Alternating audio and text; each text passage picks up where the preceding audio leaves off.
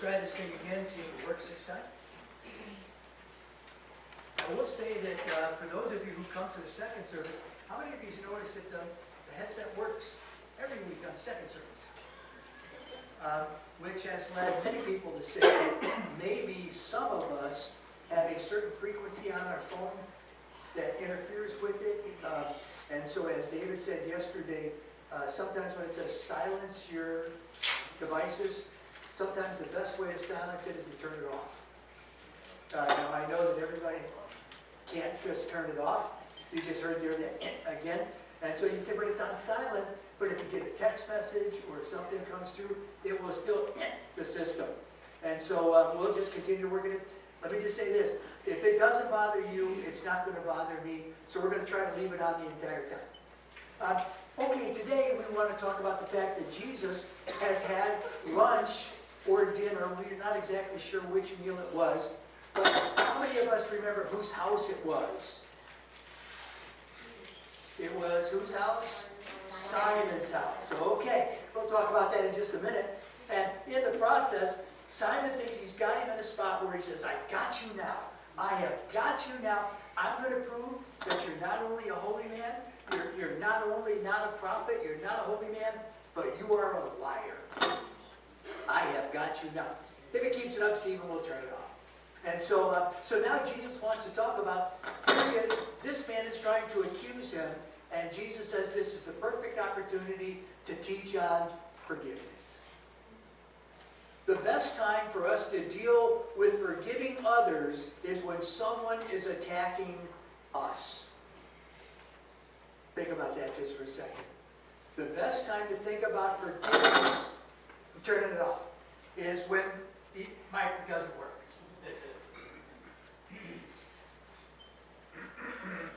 So Jesus says this, Simon, may I speak clearly? Now let's just do a recap. Jesus has been doing all kinds of things. They look at him and they said, you are a glutton. You are a friend of sinners. You are known to hang out with inappropriate people. You even let prostitutes touch you. You cannot be this kind of a person. And so here Jesus is now finishing up the dinner in verse number 40 saying, Simon, I have something to say to you. And then he gives the parable. How many of us have been looking at Greek letters and saying, I think I know what those letters are. Those letters, and see if you can spell this out with me. D-A-N-I-S-T, long E or a Y. Dynasty. Dynasty. It's the prayer, and it's the word for money changer.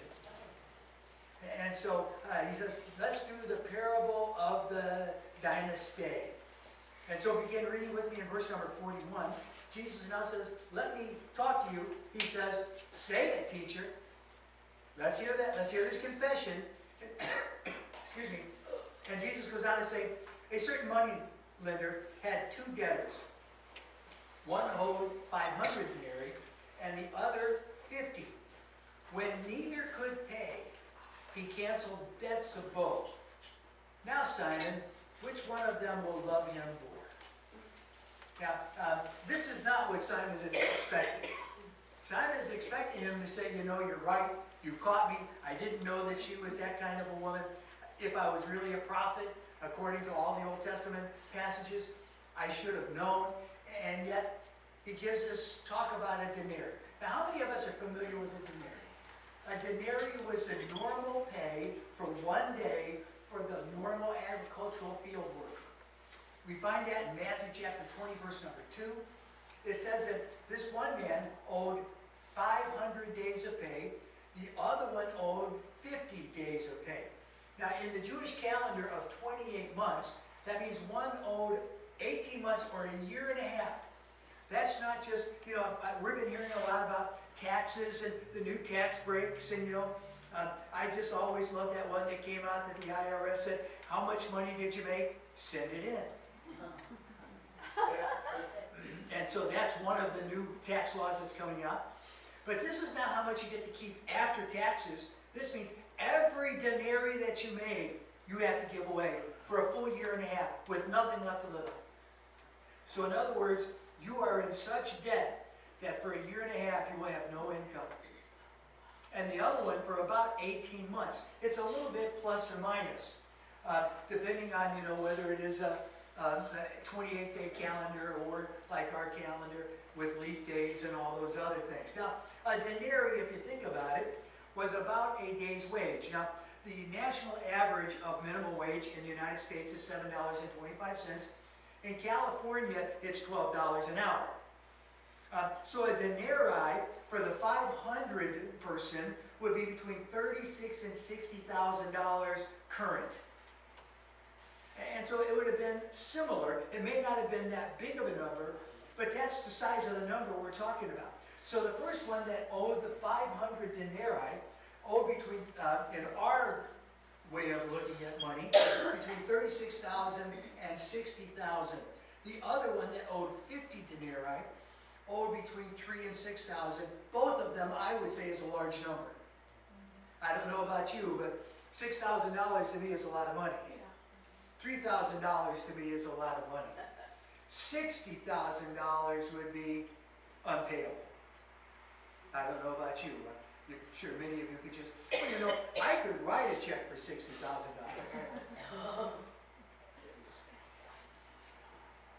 Yeah, I could write it.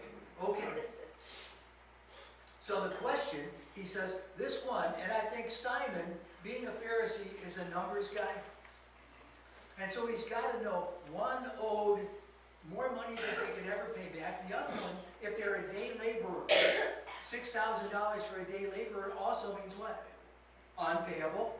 Both of them unpayable. And so Jesus then asks them this question. When neither could afford to pay, and he canceled both debts, now which of them will love him more? Now I want you to notice in verse number 43, Simon's answer. Take a look at it with me. It says, the one, and how many of you have got parentheses or commas in between the next little phrase, I suppose? Anybody see that? Now I want you to notice, he is trying hard not to say the right answer. Have you ever met somebody that when they know the right answer, but they don't want to be quoted as saying the right answer? They will say the right answer, but then put it in a supposition that they really don't mean it, they really don't believe it, it's what you think, but I'm just answering your answer. I suppose, meaning what? I thought I got you. I am seeing now that the tables are turning on me. And so he says, the one I suppose from whom he canceled the larger debt. Now remember, Jesus is asking, which one is going to love the debt collector more? The one who had the biggest number or the one who had the smaller number? Now he didn't say that both of them didn't love him.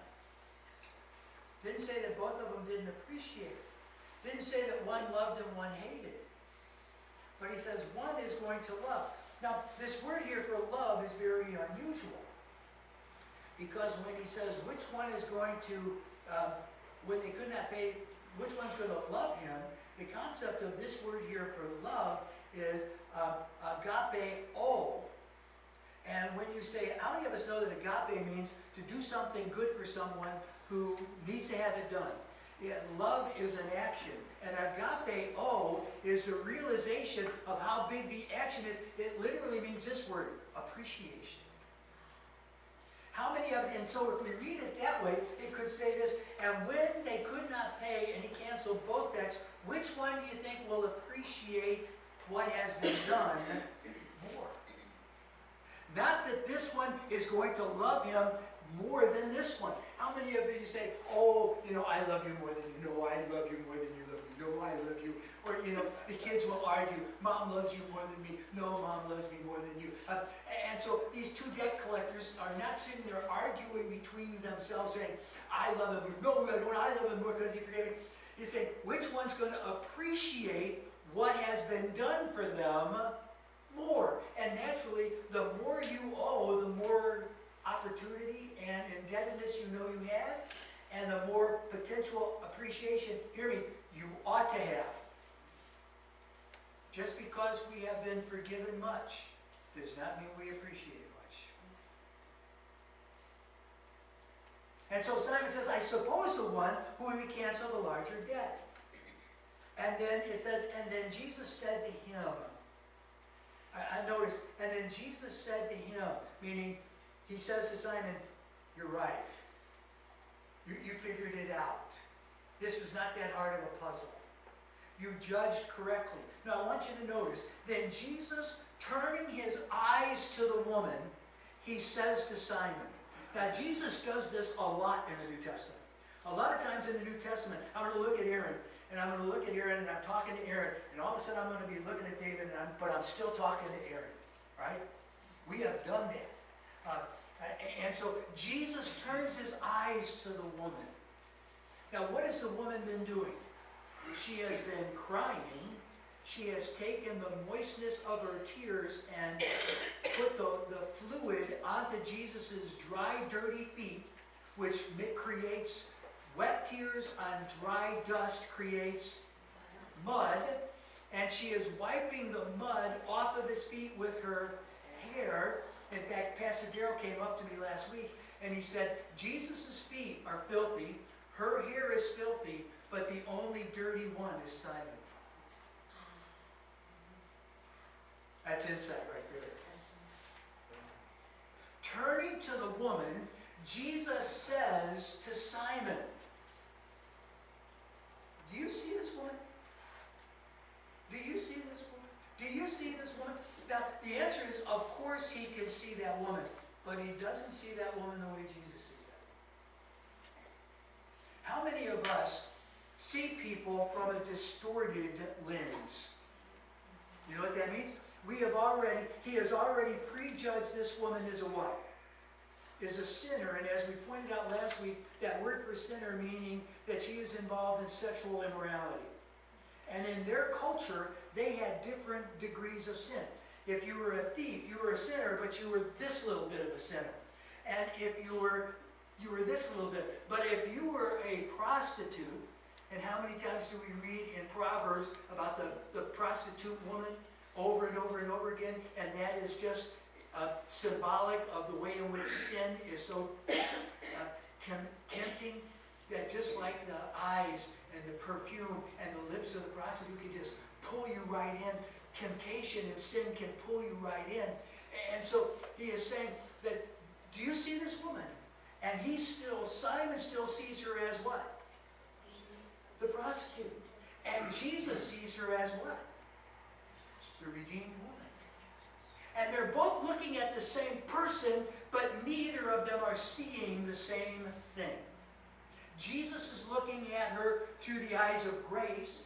He is looking at her through the eyes of hate.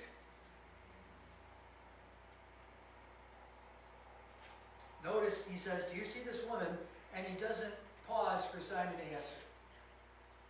Jesus just says, I entered your house. Now notice the contrast between Simon and the woman. And I keep saying the woman because, as I tried to point out last week, there is no way that we can know exactly who this woman is. She cannot be Mary Magdalene. She cannot be Mary of Bethany. We definitely know it's not Mary, the mother of Jesus. We know it's not Mary, the wife of Clopas. We know it's not Mary. And the reason why most people say, well, it's got to be one of the Marys, is because if we go to John 11 and 12, it says that when Jesus, at the end of his ministry, is anointed on his head, not his feet, but on his head for pre-burial, it was Mary of whom evil spirits had come out of, not a prostitute. And so, I don't know who this woman is, so I'll just call her the woman. Let me just tell you, God knows who she is. And everybody at that table in Simon knew who she was. And so let's take a look at some of the contrast. Jesus says, do you see this woman? And then he says this, I entered your house and you gave me no water for my feet.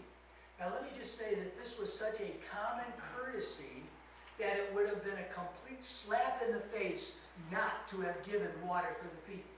If we study back in Genesis chapters 18, 19, 24, 23, 1 Samuel, John 13, Jesus gets up, and because nobody had washed the disciples' feet or given them the water, what does Jesus do? It says that he wraps a towel around himself, and he goes around and does what? Washes all the disciples' feet. And then Peter says, not my feet. Has anybody ever been in a foot washing ceremony? I've been in a foot washing ceremony. Let me just tell you, it's humbling. But did you know it is more humbling to receive than it is to give? I've been in a foot washing service where everybody kept their socks on. I mean, you know, the ladies had nylons and stuff like that. It was in a big church. There was probably 1,000 people at Glorietta Conference Center. And there were big vats of water, and people were going around, and you were just washing the foot of the person next to you. You were slipping off your shoes, and it was just a joy to do, but I didn't know the person next to me. And you know, how many of us, you know, especially in California, we don't even want the people we know to sit next to us. You know, we want a whole chair between us. That's why, like in California, this room I think has 64 chairs set up. But technically, you know, if we put 50 people in here, we're overcrowded for some people. In fact, I will say, how many of us can remember back a few years ago when if we only had one service, and if we had 20 show up, we were thrilled. And I had a person come and they said, we're going to have to go. This is just too many people for us. And let me just tell you, they were being honest. That was beyond their ability to handle. That was too crowded for them. For those of you who would like to see, come back to the 11 o'clock. I think the last few weeks of the 11 o'clock service, we've had about 65 or 70 at the 11 o'clock service, right? I mean, it has been so full that families have come in and couldn't sit next to each other. We have one or two over here, one or two over here, one or two back there. Several people got up and moved around so families could sit next to each other. That's the 11 o'clock service. It's exciting. But could you imagine walking in and having somebody you didn't know take off your shoes, take your feet, and begin to wash and massage your feet? Let me just say, it's a humbling experience. And so Jesus said, I have come in, and you didn't even do the minimum courtesy. You did not invite me over as a guest. You invited me over to try to prove that I was not who everybody says I am. You didn't invite me over for a lunch. You invited me over for an inquisition. I entered your house and you gave me no water but for my feet. He says, but this woman, notice what it says.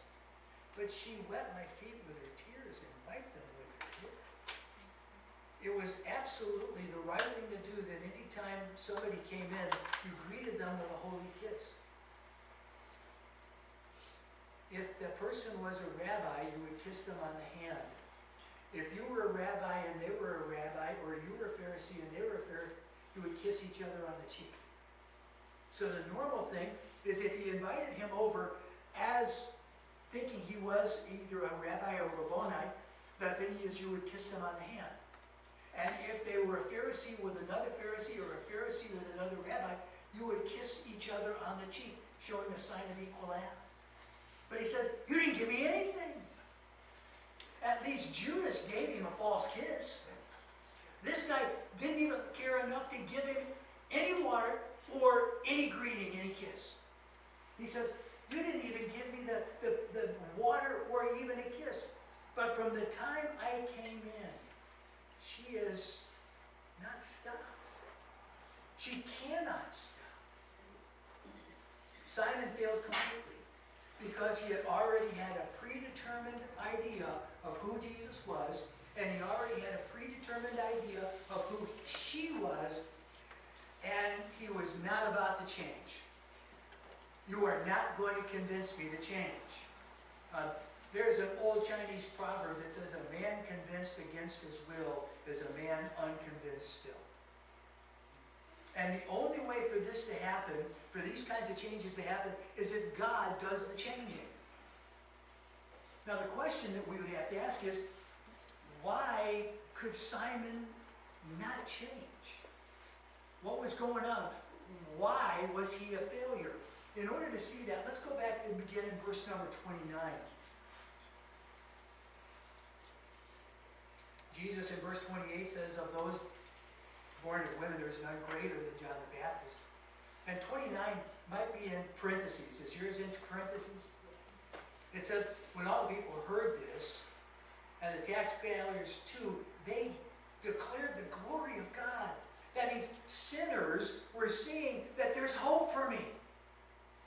I know I'm a sinner. I'm an outcast. Nobody appreciates me. Nobody cares for me. I am surrounded by people and totally love me. And there's still hope. And they declare the glory of God. But notice this. But the Pharisees in verse 30 said, I reject John the Baptist. I reject the purposes of God. Notice this. What was the purpose of God? That the Pharisees and the people of Israel were supposed to be a light unto the Gentiles. But they had prejudged that all of the Gentiles needed to go to a godless eternity. The only two kinds of people were, there were Jews and there were Gentiles. And neither of the two shall ever come together in glory. So they were rejecting the purposes of God, because what was the purpose of God? That they were supposed to go out and take Gentiles and bring them in. But what they did was they separated them so far away that they were putting them in a position where they could never get the glory of God, the grace of God. God's purposes was to bring John the Baptist, the forerunner, in the spirit of Elijah. And so they rejected John the Baptist because of his message, behold the Lamb that takes away the sin of the world, that is Jesus. And because of his method, which was what? That this world is not, you are not right with God because you have riches. Where did John the Baptist live? He lived out in the hillside. He had coats of hair and belts of leather. And in other words, he looked like like what? A wild man. And so Jesus said, John came neither eating nor drinking, you called him a wild man. I came eating and drinking, you call me a glutton and a alcoholic. You're like spoiled brat little children, and no matter what God does, you're going to complain about it because you've already got a precondition and you refuse to change. It wasn't that Simon could not change, Simon would not change. My dad used to say a phrase like this, don't confuse me with the facts, my mind is made up.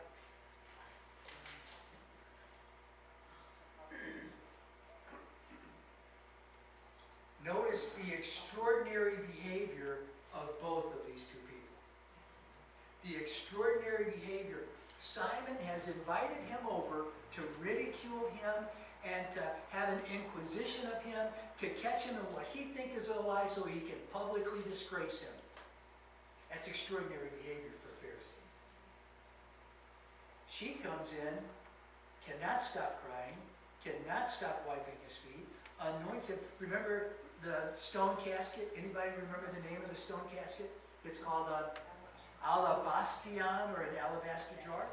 And once open, it could what? Cannot be refixed. And pours it on his feet. And what kind of lotion would be in there? Strong smelling perfume type lotion.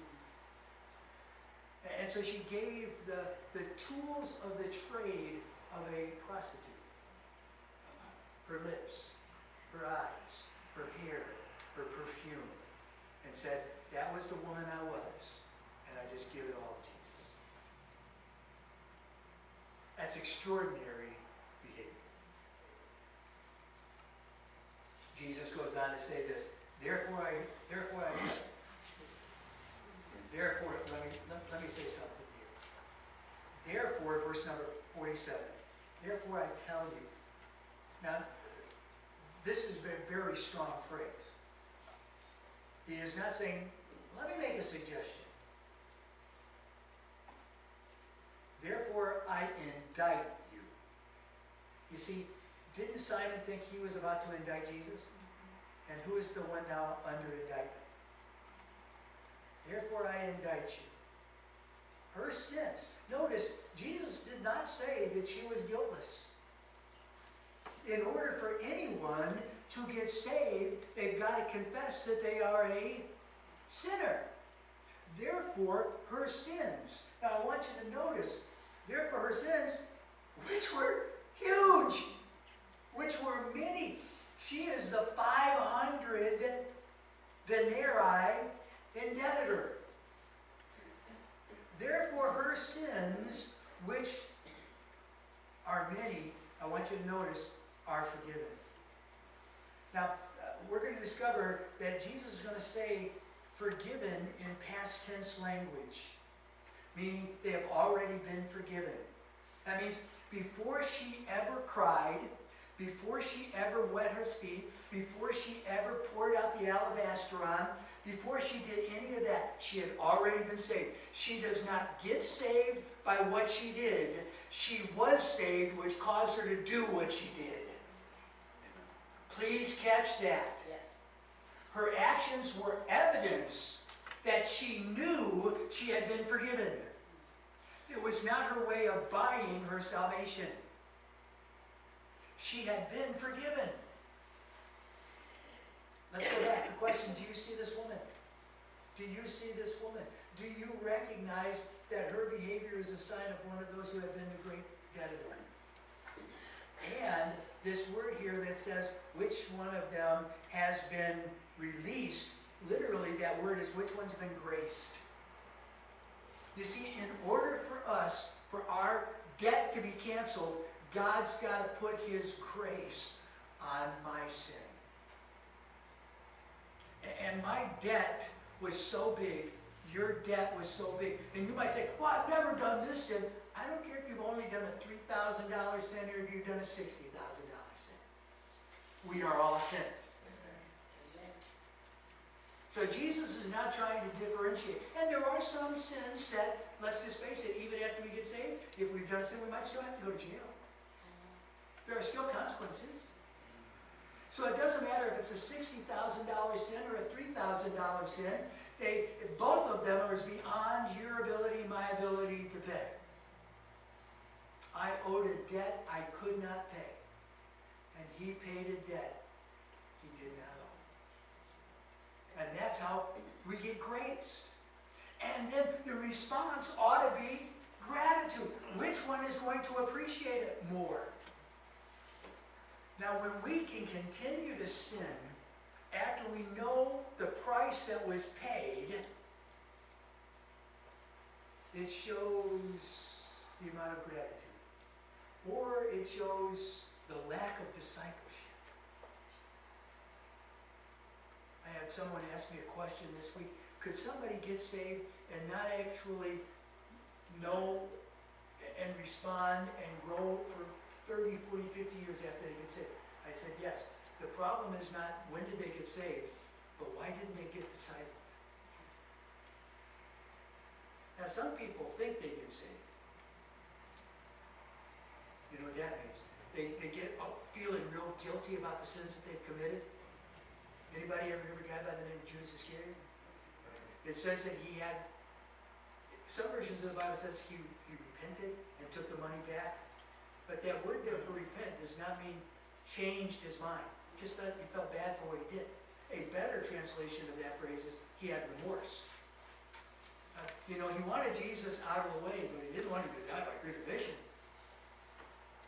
He felt bad for what he did. Not bad enough to say, Father, forgive me, but bad enough where he took the money back to the chief priests. And they said, that's blood money, don't give it. Well, they paid it in the first place. And then it says that he was so filled with remorse that he ran straight to the cross and asked Jesus to forgive him, right? No, it says he ran straight to a tree and hung himself. This woman has been graced. And her actions are just a sign that she knows how much it took for her to be saved. Jesus then says to her, your sins are forgiven. Take a look at verse 48. And he said to her, your sins. And this phrase are is in the perfect tense, means have already been forgiven. They were already forgiven before you ever went to get your alabaster jar.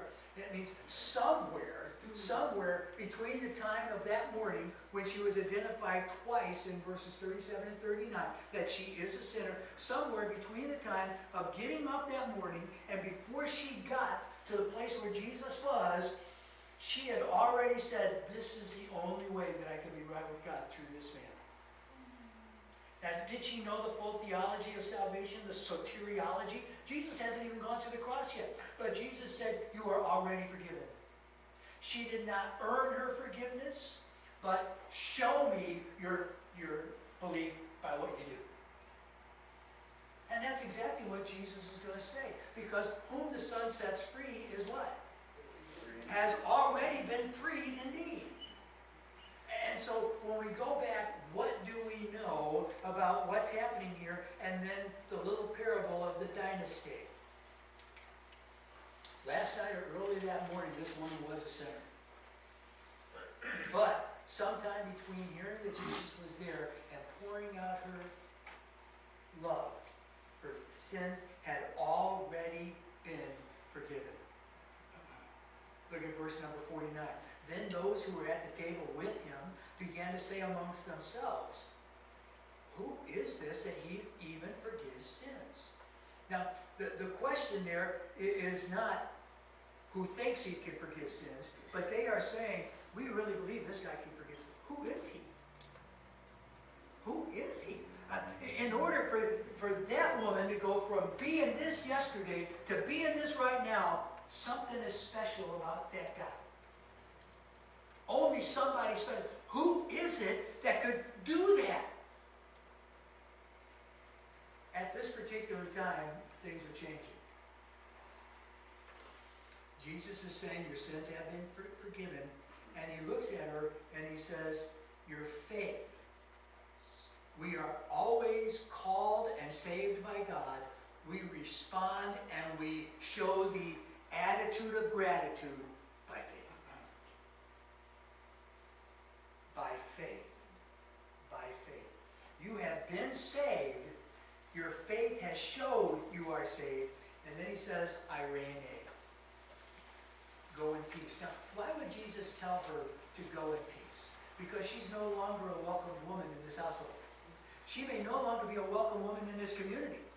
Because all the guys wanted what? I can remember one time a guy asked me, it was one of Margaret's boyfriends, but a guy asked to meet me at a very private place.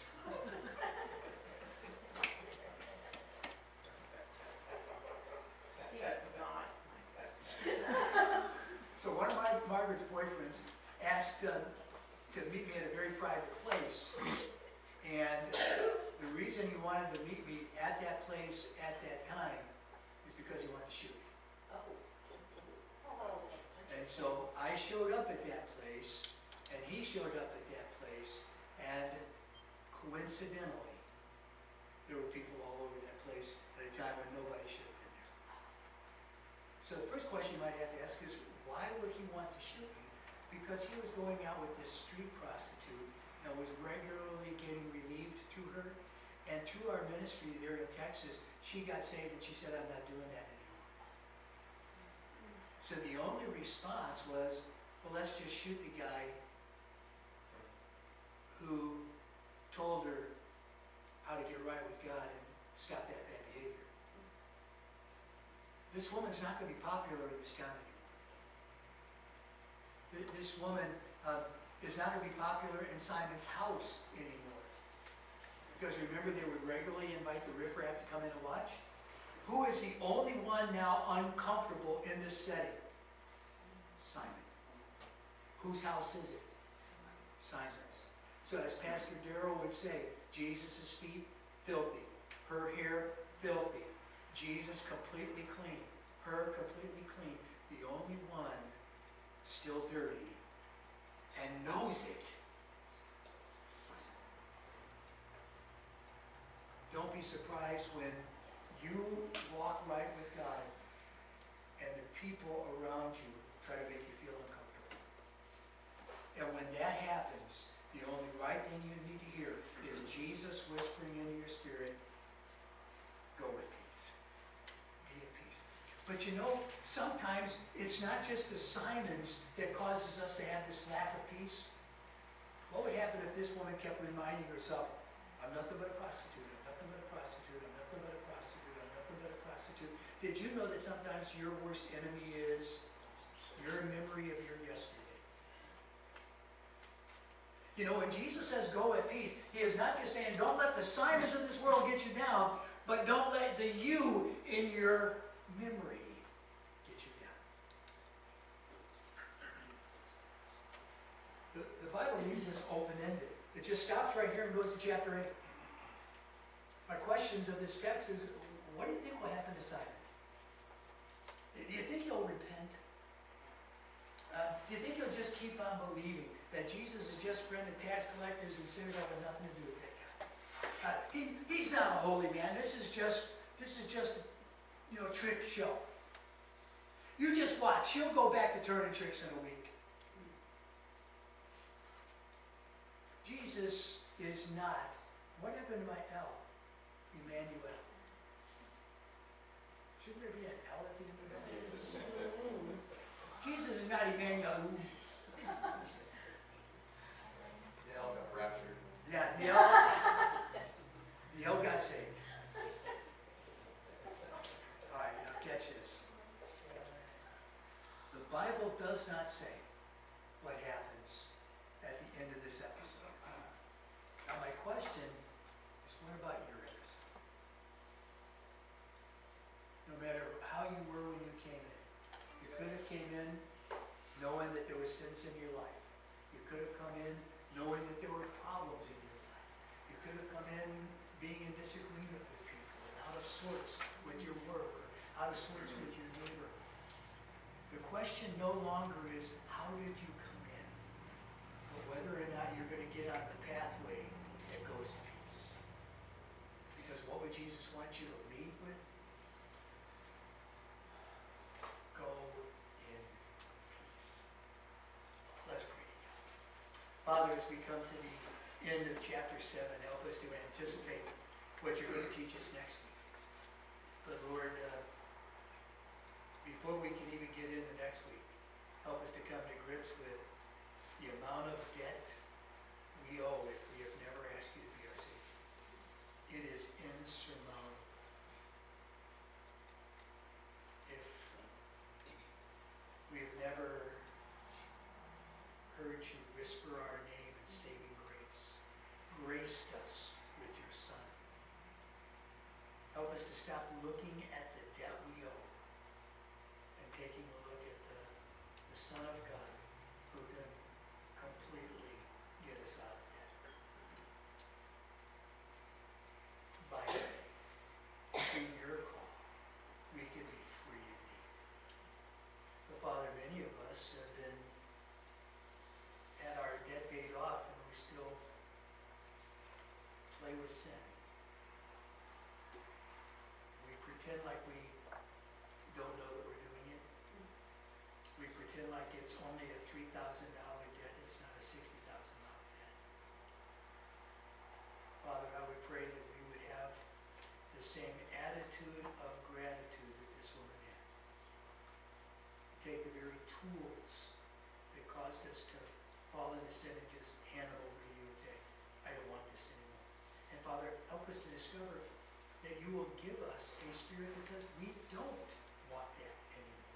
It will not be that you have to pull it away from us, kicking and screaming to hang on to our sin. Once we understand the attitude of grace, we will relinquish it lovingly, completely, tearfully, joyfully. So, Father, if we have been graced, help us to not allow the definition of the world to dictate our ego in Christ. The signs of this world, they're still going to try to hold us down. But help us to hear the Savior